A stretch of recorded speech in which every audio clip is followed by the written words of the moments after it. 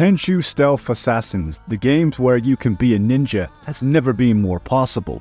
This game was developed by Acquire Corporation, and a Japanese video game development company, but however the specific individual often credited as the director of Tenchu Stealth Assassins is Takumiya Endo.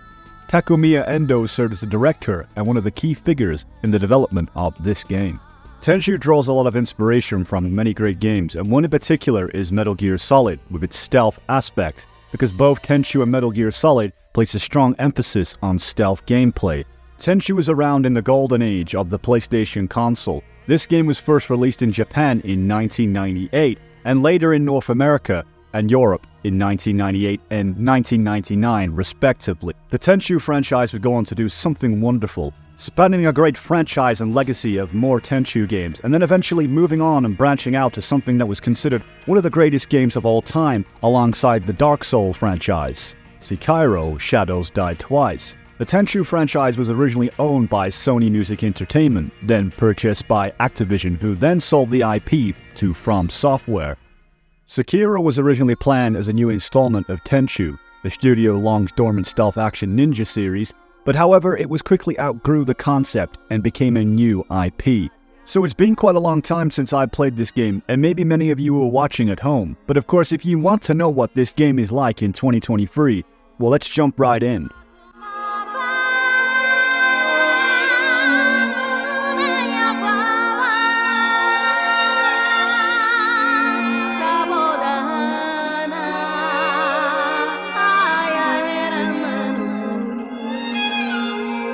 Tenchu Stealth Assassins allows you to play as two protagonists, one male and one female.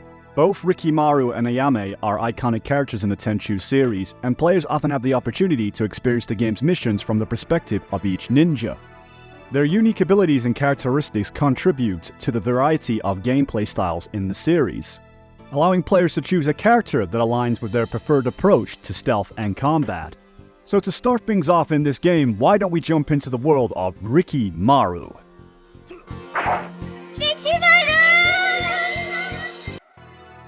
The cool thing about Tenchu is it really does make you feel like you're living up to the ninja title.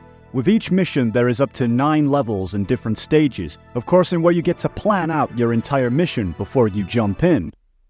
There is a nice wide selection of different items you can use to assist you and aid throughout your mission. Of course, all are limited, so you do have to look out for finding certain items out in the field to acquire for important sections of the missions that you will play.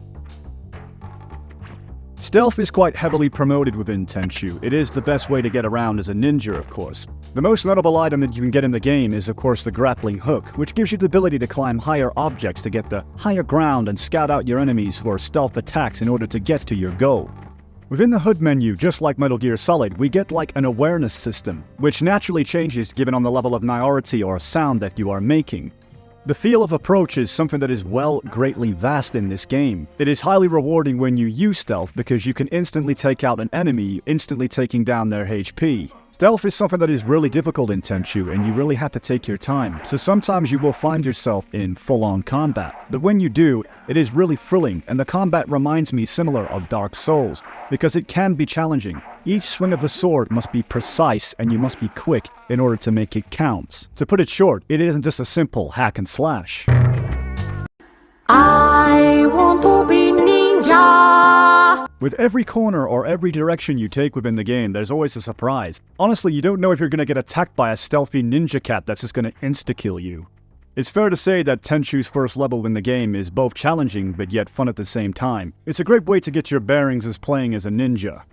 The map is quite expansive for a PlayStation 1 game. It's a nice little sandbox environment that is very dense but also has different ways and directions to get to your objectives. Come on! This is not okay. This needs to stop now. What? Who are you? I'm here to avenge all the innocent people you've hurt. Somebody help! Get him! Get him! I don't think I've ever played a video game like Tenchu that has a wild selection of eccentric bosses. Well, maybe apart from Metal Gear Solid 3's Cobra unit. Rikimaru is known for his proficiency in traditional ninjutsu techniques. He excels in both stealth and combat, making him very versatile. Of course, the weapon of choice with Riki is depicted as wielding a katana, the traditional Japanese sword. The boss fights in Tenchu are very exhilarating, because not only do they have more HP, they can dodge your throwing knives. And movement is very key within this game, as by tapping the directional buttons allows you to shift and move out of the way a lot quicker of an incoming attack. You really do have to become one with the sword. Well, not always. Get away!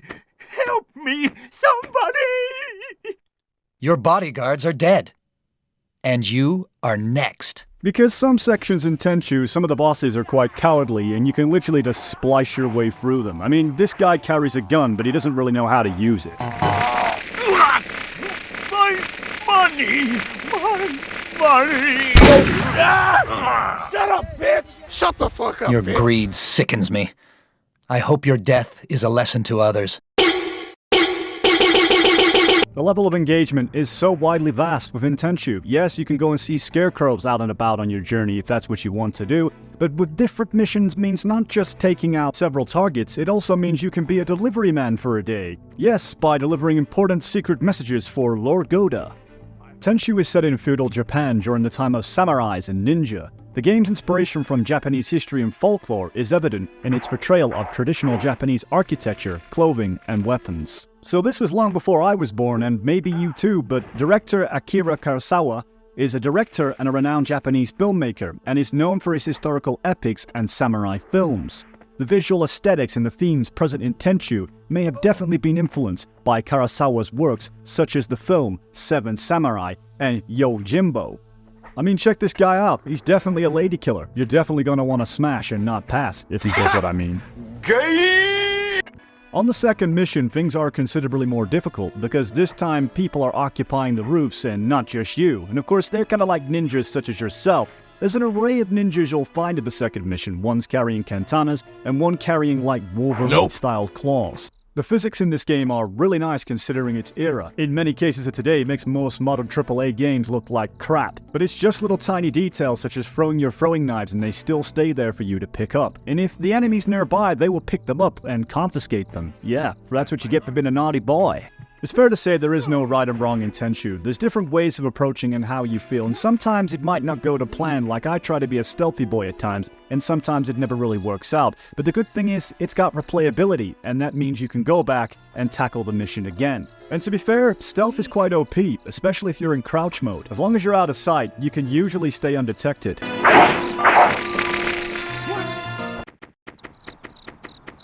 Please forgive my late arrival. No, no, you have done well. Lord Goda is waiting for you. Come.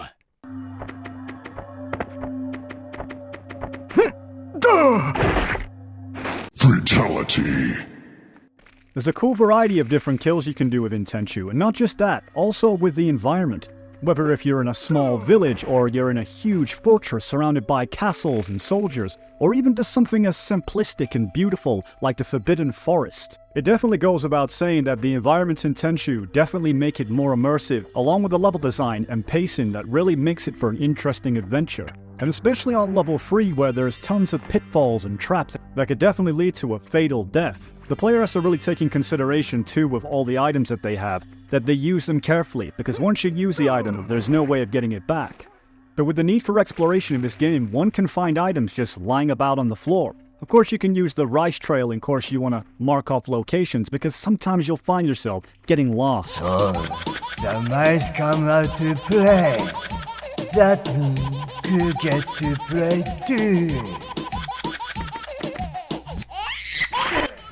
Yeah, so just like I said, very eccentric when it comes to its bosses. Sometimes when you fight Gugu, he actually has a bear with him, but other times it just has randomated wolves. It is recommended that you keep your distance, but if you've got any bombs, I'd recommend throwing them, because this guy is a bit of a tank, and Gugu does like to play a little bit too rough. PlayStation 1 and onwards really was the glory days for bosses. Anybody who remembers playing a lot of games on that console know that bosses was quite a thing. So coming back and playing this in 2023 is really refreshing. Playtime's over. You can't play no more. Die in peace, you misguided soul. I must say, I'm impressed. Who's that? I am Onikage. I shall eventually come for Goda and your heads. Until then, become a more worthy opponent for me.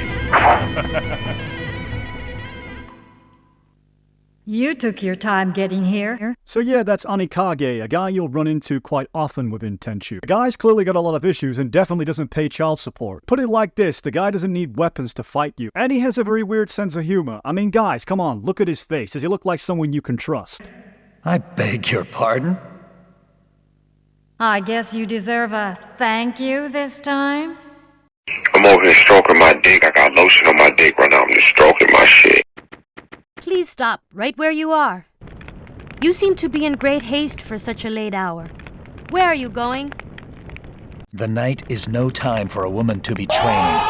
Stand aside. The only way across this checkpoint is through me. Level 4 is quite refreshing because in most games you don't tend to fight the boss at the very beginning, but you do here. Well, at least one of them, at least on this mission, because you're tasked to go through a big giant army checkpoint in order to get to your next section, and in doing so means fighting some pretty tough bosses. Rikimaru's personality is a stoic and honorable ninja. His loyalty to Lord Goda, the leader of the Azuma ninja clan, is a central aspect of his character. And yes, whilst the Japanese code of honor of being able to hit from the shadows is considered a cowardly thing, but if an opponent presents itself, Rikimaru will do the honorable thing and fight to the death. I have failed. You are a skilled and honorable opponent. It is a shame that fate denied you the chance to be a happy, ordinary woman. You see, guys, even when someone dies, Rikimaru can remain a gentleman in the best of times. But admittedly in the checkpoint, it's quite easy for you to lose your head, because yes, there's a lot of guards posted around on watchtowers, dudes with spears, and this one is a little bit more tough. There's probably the most enemies that you're going to find on this particular mission. Of course, the grappling hook can always come in useful handiness when you want to get around, but fighting in tight spaces is never a good idea. The good news is there's no such thing as fall damage. So you go ahead, guys, jump yourself off a cliff. Well, not literally, guys, in the game, of course. And just when you make it to the back gate, you think you've made it to the checkpoint, you run into an interesting fellow. I am Senjuro Akechi, master of Myojin Soga style swordsmanship. Let us settle this with nobility and honor. In the name of the Azuma Ninja clan, I fully accept your challenge. Commence. How can we not love these over-the-top, brilliant Japanese scenes? In games, movies, animes, they always seem to make the combat way more intense and quite comical to see because with the characters themselves, they always have some interesting dialogue before an immense battle takes place. Senjo Agechi is an interesting guy. He carries 2 katanas and naturally wants to avenge his sister's death. Well, of course, within these kind of battles, they can only end one or two ways. Me just completely taking advantage of an honorable fight in the most dishonorable way possible. Honor to be defeated by someone as skilled as you. You are a master swordsman and an honorable man. It is a shame we could not fight as allies. Minister Kataoka sure likes his money. What can I help you with today? We have put in bids for the construction work next month. If you could only... It's level 5, and we've been tasked by Lord Goder to take out an evil, corrupt minister, and some of his cronies too. We can find ourselves what appears to be on top of a snowy mountain, with this fortress surrounded by water, or a moat if you will. Objectively speaking, it's not really a hard mission to do. You just need to know your way around. And you may need to get a bit of particular information to find out where the minister is hiding. Where is Minister Kataoka? You're Lord Goda's ninja. How convenient of you to come here. I have orders to kill you. I must kill you! So you have a fight with the minister's right-hand man, but of course using smoke grenades is always a wonderful thing to use, especially in order to make yourself unknown in these situations. What's great about this game is that you can block attacks and also use parrying if you manage to hit their attacks just in time. The problem is that during the time on PlayStation 1, you had to use the directional buttons, and movements was a real pain in the ass. I think it all goes without saying, really, that we underappreciate the beauty of having the analog stick. That thing was a lifesaver. At some point within this scene, we get a little bit of help from a mystery guy, and you can bet your last throwing knife it's Anikage. There's only one man who has this messed up sense of humor. Get the fuck up. Fuck's wrong with you? Go hospital later. Have a drink. Cigarette. Cup of coffee. Get back in the game. Minister Kataoka, you have brought great shame on yourself. Kill yourself. And show me you still have some honor. It's good to see that the world of traditions still exists. Well, of course it would, especially back in this era. Seppuku, also called hakarai, is a form of Japanese ritualistic suicide by disembowelment. It was originally reserved for samurai in their code of honor, but was also practiced by other Japanese people, especially during World War II. One simply slices open their stomach, but I don't think it was necessary to cut someone's head off. I will inform Lord Goda of your honorable end. Excuse me, what the fuck? Mission 6, what a strange one. Yes, there's a cult called the Manji, and apparently you've got to infiltrate this big giant temple, and in doing so you're meant to find this statue. It's probably going to be the strangest mission within Tenchu. I mean, the one thing that really gets me creeped out is the fact that you can hear babies crying, but you don't know where they are.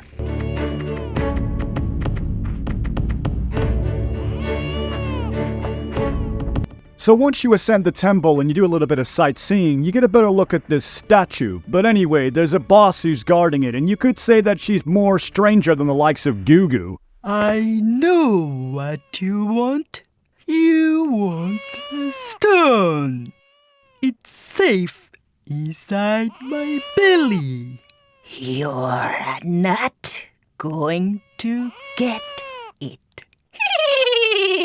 Shut the fuck up. You're a stupid cunt, suck my dick.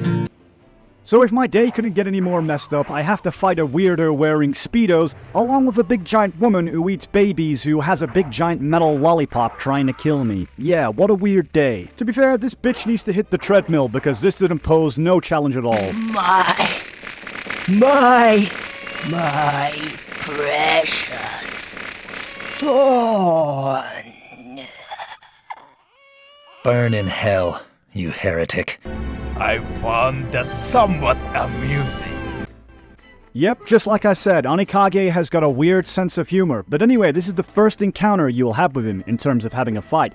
This guy has got the highest HP out of any boss you'll face in the game, and it's only just one within the first encounter. Of course, when you do missions well, you get a special scroll, as I've used here, which gives you better defense bonus and attack, so you're good to go. I mean, you're gonna wreck. But at the same time, this guy does a lot of damage. If he hits you with those leg combos that he's got, your HP will be gone in no time. I don't know if Anikage has a certain condition such as Parkinson's because he can't stop moving all the time, or if he's just well versed in karate known as dance jujitsu. I underestimated you. Next time, you die.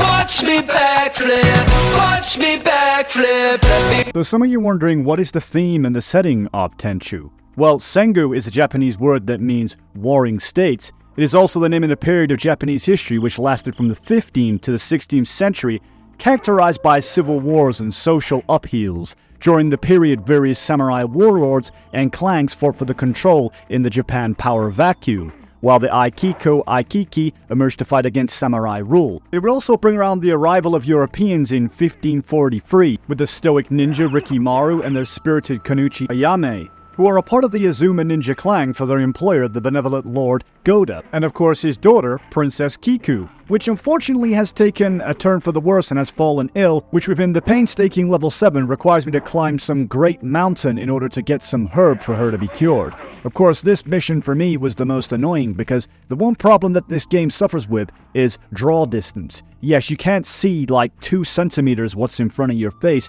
which makes it all more challenging, especially if you're in tight corners. The amount of times I got knocked off of the mountain because of it, you wouldn't believe the level of frustration. But once again, you can't deny the level design of having to scale this cool, epic Japanese mountain.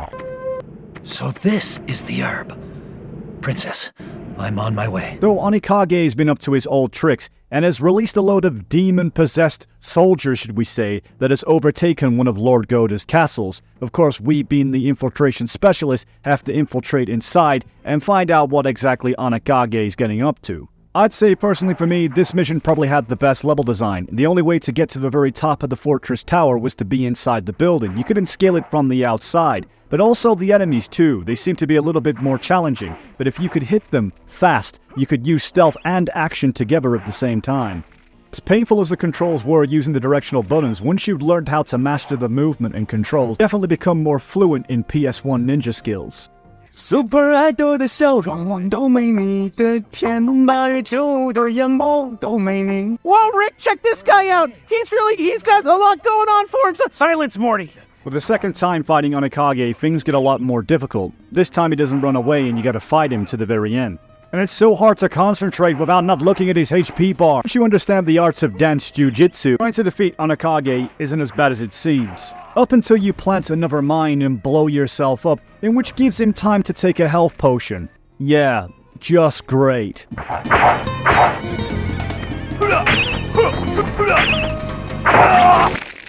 Wow. What? He's gone? Cool thing about Tenchu is at the end of every level you get a result menu which gets you like a bit of a rank system. Tells you how many soldiers you've killed stealthily and how many times you've been spotted. Bit like Metal Gear Solid. It's cool with that aspect. We come to the final level, which is level 9, and of course we have to rescue Little Miss Princess Kiku, who's being kidnapped by the evil demonic Lord Mayo. Goes without saying this is the hardest level of them all, because not only is it the lengthiest level, it's also because the guards on this game are a lot more tougher than every other guard previous on every other level. There isn't really many places to hide, and yes, you can use the grappling hook to climb up on certain platforms to get stealth attacks, but not very much. So it's definitely worth collecting as many items on the previous levels beforehand, just so you're ready for the final task. Yes, there's 2 bosses. You have your final showdown with Onikage and of course Lord Mayo himself. I see. You have come to meet your fate. So, you've returned. This time, you won't come back. How naive. You can't beat me when I try.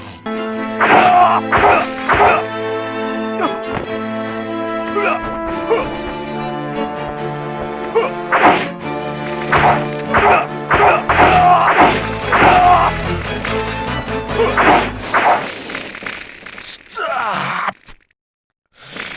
You have won. Your Princess Kiku is held below, guarded by Lord Mayo himself. I will see you in hell. Get fucking wrecked, GG! The level design of the very end section of the game is very interesting. It's like something from the very depths of Mordor itself. It's covered in lava. Of course, it's very difficult to navigate around, especially when you got archers shooting you with arrows in the backside. But if you're quick and slick enough, you can manage to get through here pretty much unscathed. Knowing you have to rescue the little beloved Princess Kiku, it keeps you going through these difficult times. So, you killed Onikage. Who would have thought it possible? Tell me where Princess Kiku is. Do not concern yourself with the girl. So Lord Mayo serves the primary antagonist of the game. Lord Mayo is a powerful and malevolent sorcerer with supernatural abilities. You could say that he's the reason why the destabilization of the region and the chaos spread around is pretty much all he's doing. I don't think he's tough as Onikage, but he definitely serves as a big challenge. He has the most HP out of them all, plus he can shoot lightning out of his sword, has teleportation attacks where he can appear from out of nowhere. Thankfully, you don't fight him in several stages, and once you take his HP down, that is it, he is good as gone.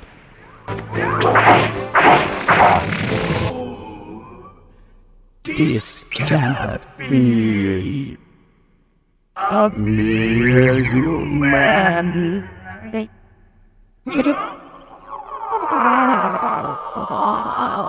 Bye. Have a beautiful time.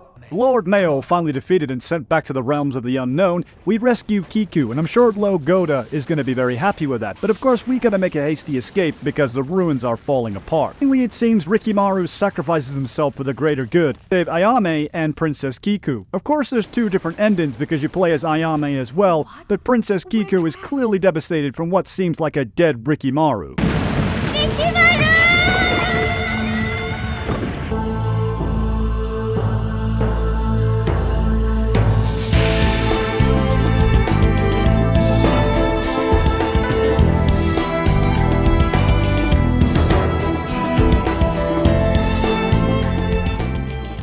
The land of the rising sun, and it seems that Rikimaru has fallen. Or has he? But of course, Princess Kiku is reunited with her father, and this is just one particular conclusion to the story.